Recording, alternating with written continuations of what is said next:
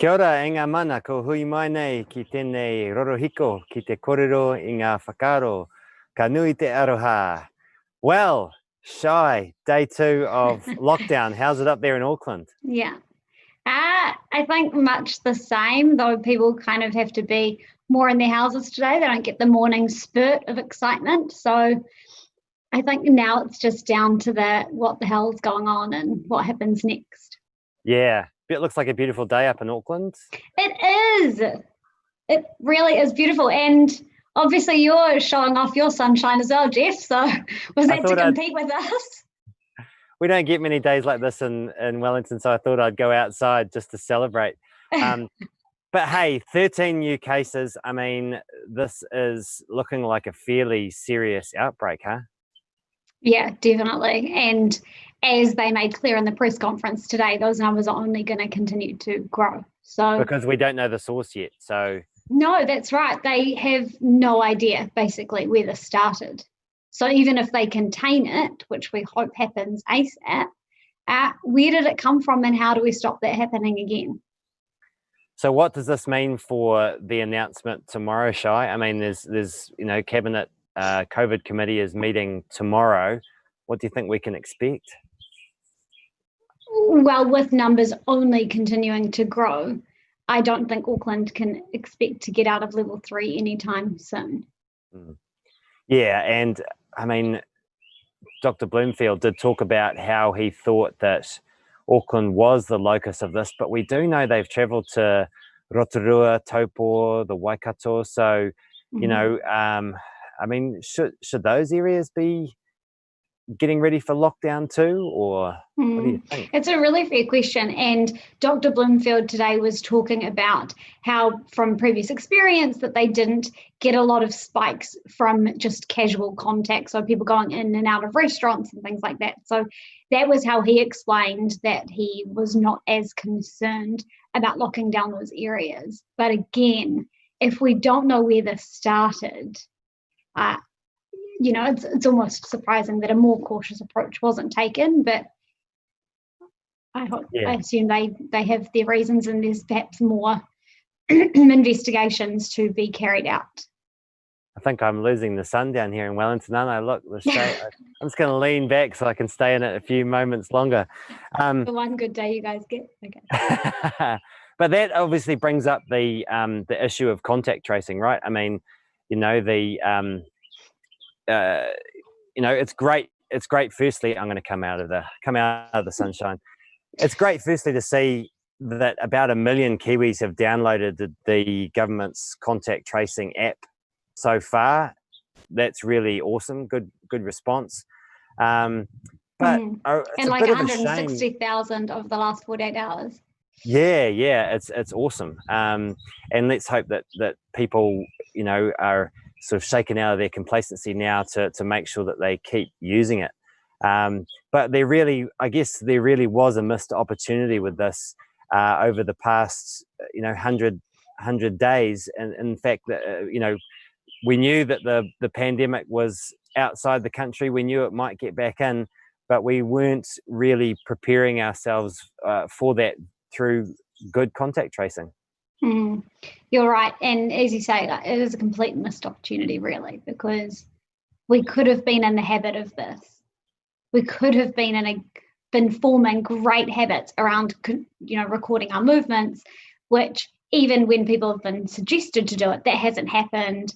Lots of businesses didn't have the QR code. So people just kind of gave up. Yeah. And it shouldn't be hard, right? It should be just as easy as waving your phone over something while you're paying for your morning coffee. If we had have made this habitual, during that period of freedom, then it would be a lot easier right now. Definitely. And don't you think the idea of that, right, is so you can isolate even more confined geographical locations and not necessarily an entire super city. Yeah, which is a third of our population. I mean, it's basically a third of a lockdown, which will have a mammoth impact on the economy. I heard the estimate about $400 million a week this morning.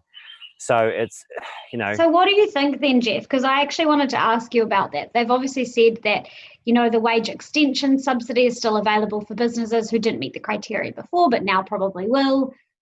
What do you think about that? Is that going to be enough? Is it sustainable? What do you think they should be doing? Well, that wage subsidy extension only runs till the 1st of September. So no, I don't think that is going to be sufficient. I would imagine if, as you're suggesting, we have a longer lockdown tomorrow, at the very least in Auckland, then there will be some sort of wage subsidy extension for Auckland, if it's only targeted at, those hospitality sector, accommodation and restaurants and bars and cafes and all that sort of stuff that we know will be worst hit by the level 3 restrictions. So I think we will see something like that being announced tomorrow. Of course, there's a lot at play here. They've got to think about an election date as well. How far does that need to move? Do they, and they need to make sure that they provide sufficient, because obviously once Parliament is dissolved, it makes it difficult to do this sort of stuff. So it will be, they'll need to put something in place which can last right through till the election, I would have thought. Exactly. Sorry, you go. What I was going to say was, I do still think the big missed opportunity here is, we're doing all these little bits and pieces, wage subsidies. We know that COVID isn't going away. It's even if we eliminate it again this time, it's going to stay outside of our borders. And even if we do move past COVID, we know that this kind of dynamic environment is just what we're moving into more and more with automation, artificial intelligence, and climate change. We're going to see more and more people moving in and out of work. The labour force will become more dynamic. So I really think that this latest outbreak just underlines the need for a UBI, which is of course one of our cornerstone policies. But I really do think that every day the case grows stronger for that. 100%. And the thing is that is so frustrating is it's not necessarily, yes, there are going to be some sectors that are going to be harder hit, but ultimately if business confidence right across the board is going to take another massive hit, that is all businesses across our entire economy. And so it's not one sort of a type of a person who's now going to be in need more than others. People are going to be having the circumstances changed all the time. If they are somebody who lives off bonuses, I don't say bonuses, but people who don't have fixed income, right? And these huge changes, if they're trying to pay off their rent or pay off their mortgages, they're going to be struggling so much harder.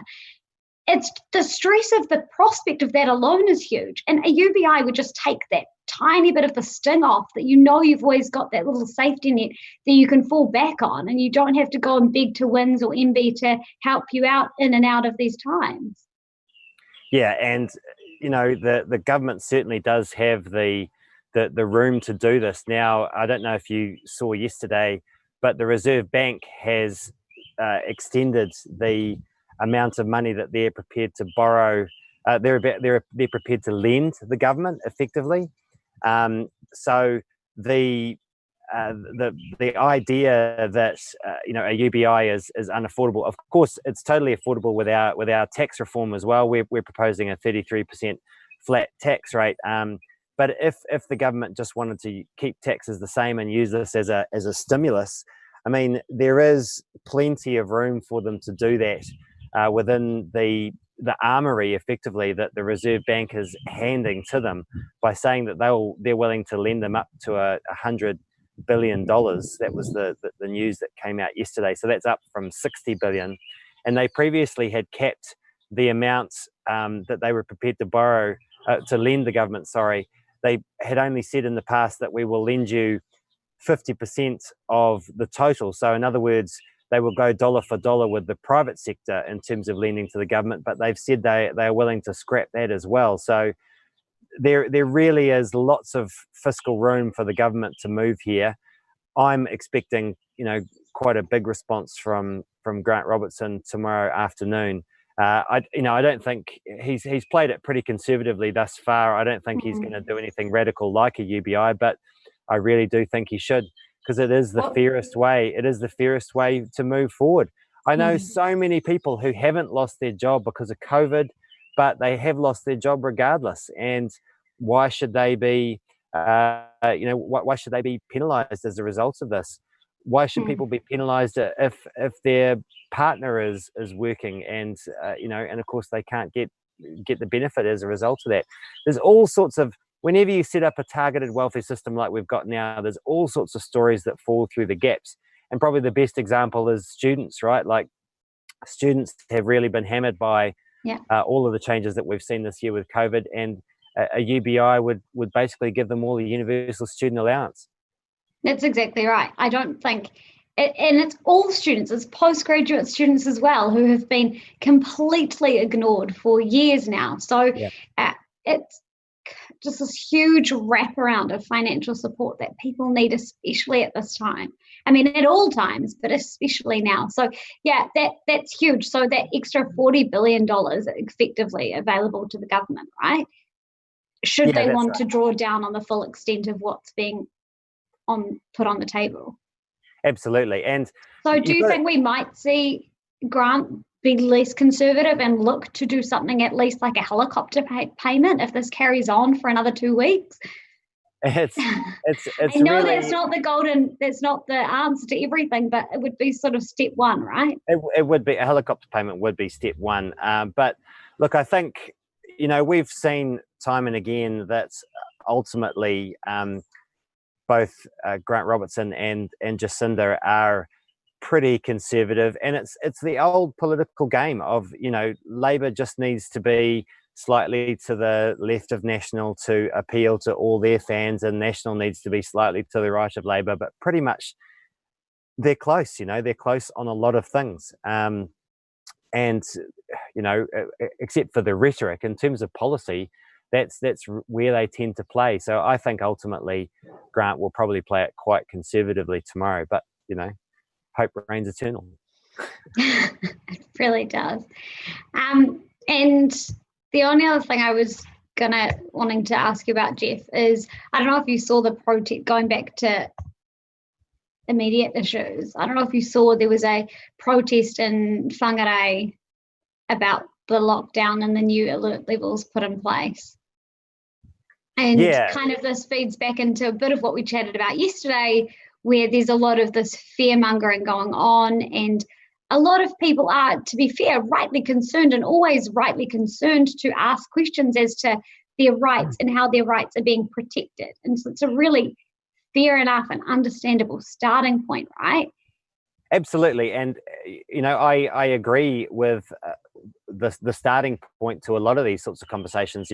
That's why TOP backs a written constitution, so that people are clear on what their rights are, and that politicians can't ride roughshod over them whenever they feel like. I think that is an important change that we should make. But I mean, and you probably know more about this than I would, Shai. I mean, to what degree is that actually happening at the moment? I mean,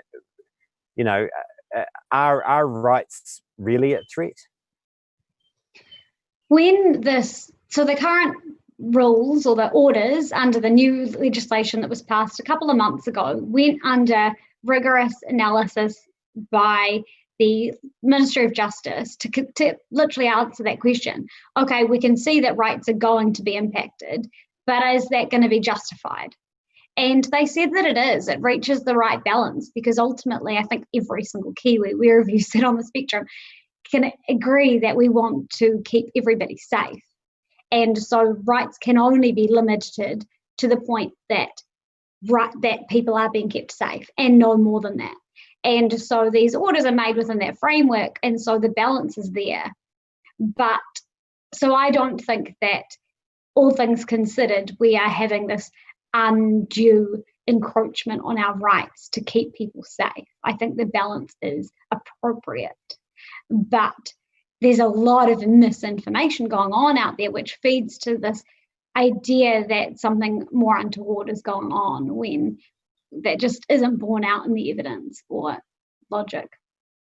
Yeah, I mean, ultimately, with Labor polling above 50%, why would they be wanting to delay the election at all? Exactly, and the only the loudest voice pushing for it to be delayed is National, because they're polling the lowest. So, go figure that one. Yeah, and yet they are still giving nods towards some of the conspiracy theorists with what Jerry Brownlee was saying yesterday, you know, with his kind of vague dog whistle comments. That was quite bizarre. That's right. It's following Trump's playbook to a T, and it's really quite concerning. And I mean, I know we talked a bit about this yesterday, but any further reflections on whether the election should be delayed, as Judith Collins is asking for? Look, my view is that it should happen as close to September the 19th as possible. More than anything, Kiwis need certainty right now. We need to know that who our government is going to be, and that government needs the mandate, and they need the time and the energy to focus on our response and not have to be sidetracked or thinking about an election or campaigning and all the issues that come with that. So the quicker that we get a new government in place and we move past this campaign period, the better for all Kiwis. Whether or not that suits one political party or over another isn't the point. We need to make sure that democracy happens no matter what's going on with COVID. And quite frankly, that is the role of the Electoral Commission. They are the independent body to make sure that elections are free and fair, that they can happen safely. And they have already, and if you go on their website, they've already said they have been working towards putting measures in place so that if, for example, the entire country was in level 2, elections would be able to continue. They've already been doing a lot of that work. So it's not really then appropriate for the leader of any party then to demand a certain type of voting over another certain type of voting, whether it's in-person, postal voting, whatever that be, because that is a matter for the Electoral Commission. And, you know, parties will be able to continue to campaign online if they're not able to do it in person. So, you know, it may not suit some people's campaign strategy, but they'll just have to pivot, right? That's exactly right. Just like businesses have had to do most of this year, we're all going to have to figure that out ourselves as well. We're all a bit bored of elections where everyone just trips around in buses all the time anyway, right? This is the 21st century. Come on, let's move into it. We'll definitely be saving a lot on emissions, so that's good. Exactly. A Zoom-based election would be fantastic for emissions. Hey, there's one last thing I want to come back to on the rights point, because I have heard some people, you know, concerned about using the government's app as well for, you know, I mean, my understanding is that the privacy issues have been worked through with the government's tracing app. But if people are concerned with that, I think there is an alternative called Ripple, which will read the same government's QR codes. And, you know, that has been approved by the Privacy Commissioner in terms of, you know, the data confidentiality that particular app provides. So there's options out there for people. And, you know, if you are concerned about the privacy of your data, look into those options. That's really fair. And it's fair enough if people are concerned about the privacy of their data. But if those same people who are concerned have Facebook or use Google, they have already said that they don't care that much about their data. That ship has sailed. So yes, fair enough if you care a lot, delete your Facebook and your Google immediately. After the live stream though, right? So after this live stream, which is my Facebook. Excellent. Hey, well, looking forward to catching up with you again tomorrow, Shai. We're going to do another live stream in happy hour. Is that right?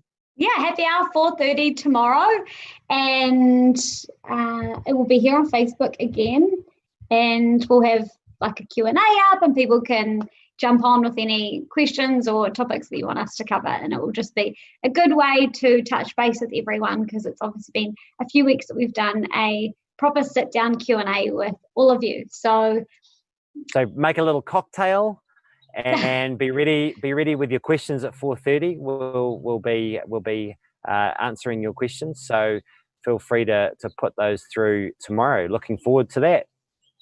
Cool. See you then, Geoff. Enjoy your lovely day up there, Shai. As you can see, we've lost the sun here, so that's it. I will. Have a good day. Kia ora.